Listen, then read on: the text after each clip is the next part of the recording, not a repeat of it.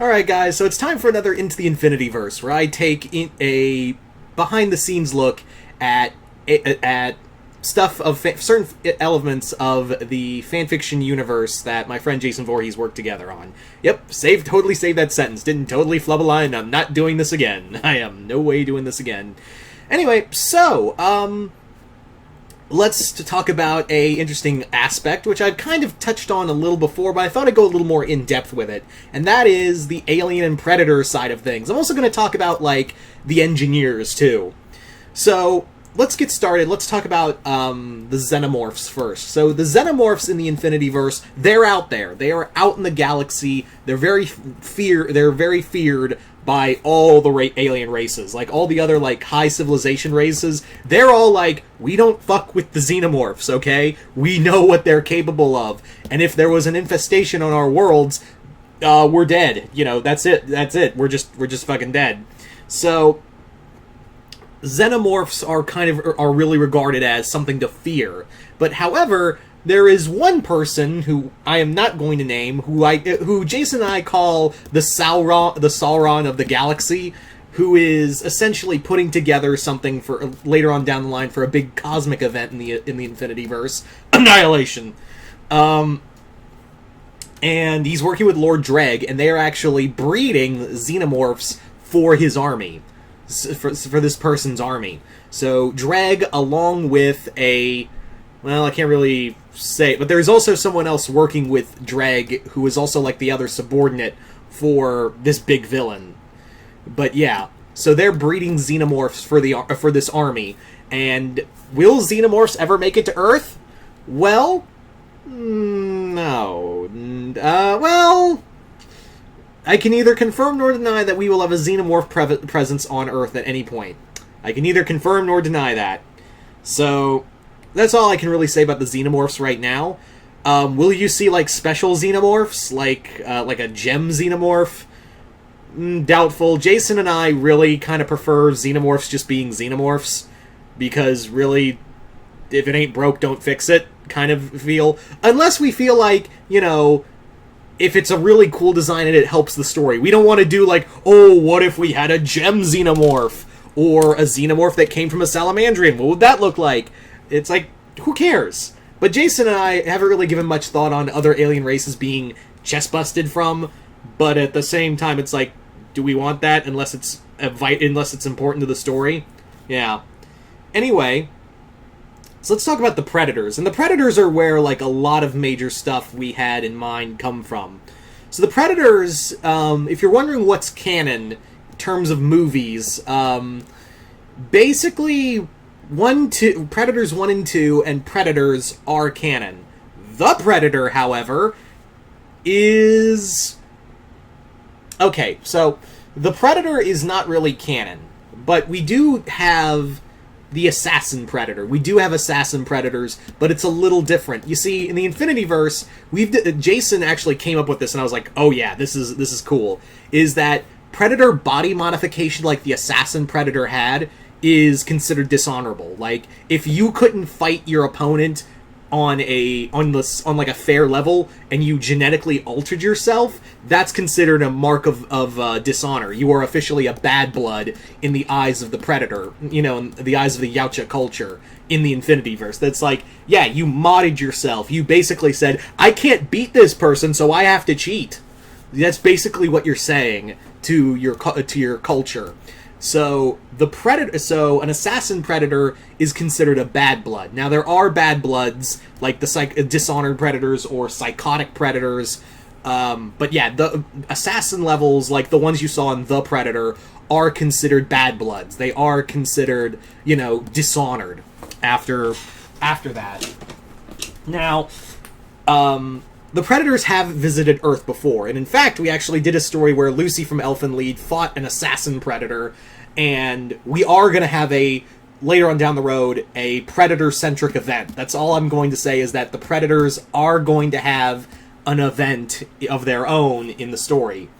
The Predators are also, like the other galaxies know what the Yautja are capable of. They know that the Yautja are something to fear, and the Yautja have hunted other races. Like, they've hunted gems, they've hunted salamandrians, they've hunted all the other, like, major galaxy races out there. They've attacked them and hunted them. So, yeah. Now, for characters in now, you're not going to see, like, Ellen Ripley in all of them, but I didn't say anything like you may see, like, Dutch or Harrigan or, you know, few other characters that have survived Predators. Like, they're out there. Like, don't worry, they'll, you know, they're out there in the Infinityverse, you know, like Dutch, Harrigan. Yeah, we've got stuff planned for those characters, especially. We actually haven't talked about making AVP and AVPR, the AVP movie and the AVP Requiem movie, canon. We haven't talked about canonizing them in the Infinityverse. In fact, yeah, we really just kind of talked about, yeah, Predator, Predator 1, and Predators. Predator, you know, the Predator can go fuck itself. But, like, we didn't really talk about AVP or the AVP sequel. So thinking on now is like, are we going to consider that canon in the Infinityverse? I'm going to have to talk to Jason about that. Unless he's watching the video and he'll explain it, because maybe we did and I just forgot, but yeah. So, it wouldn't be hard, actually. It would not be hard to have AVP and AVPR in the Infinityverse now that I think about it, but again, maybe Jason and I talked about that, I just forgot, so I apologize, Jason, if you're watching this, or we just didn't talk about that yet. Anyway, I mean, I'd be fine, honestly, if we just did not canonize them, because they suck, and B, it wouldn't be that hard to just not canonize them. So, anyway, so there's the Predators. So let's talk about the last ones, the Engineers. So the Engineers are, like, yeah, they did create Earth. Like, we even had it in the story. I wrote down in No Road Home, which is a mini-series for the Infinityverse dealing with time travel, where Peridot reveals that, yeah, the Engineers created Earth. Like, they created all life on Earth, and have also been seeding other planets. They didn't create, like, don't worry, they didn't create, like, Cybertron or Homeworld or machine-based worlds, but there is one world that they are tied to, because in the Infinityverse, in the first story that kicked off everything, New Frontier, we revealed in one chapter for New Frontier, was that what had happened is that on Atmos, the world from Stormhawks, which is it's in the vast galaxy of the universe, in the main Infinityverse. It's not, Atmos isn't multiverse, it's out there. And you're probably wondering, well, that doesn't make sense, they have humans, so how is Atmos canon in the main galaxy, in the main Prime universe? Reason being is because the Engineers created Atmos. The Engineers in our universe created Atmos because they discover, the Stormhawks have discovered an Engineer ship in deep below one of the Terras, filled with eggs. And I don't think I need to say what kind of eggs it's filled with. But so also in the Infinityverse, the Atmosian humans they're not human per se. Like, they look human, but they're like a different species of human because they've evolved differently. If you guys remember Stormhawks or watch the show, basically, you've noticed that humans are a little stronger and a lot more faster and a lot more agile than your normal human. So Jason and I took that, and we basically said, yeah, in this continuity, humans, Atmosian humans are not really humans. They're like a subspecies that were created from the experiments by the Engineers. So they may look human, but they're like not. They're like a subspecies of human. Like, they were the forerunners for humankind. So yeah, there you go. Will Engineers play a part in the Infinityverse? To an extent, don't worry. But yeah, Prometheus, it's so far away it doesn't even. And also, yeah, it's thousands of years in the future.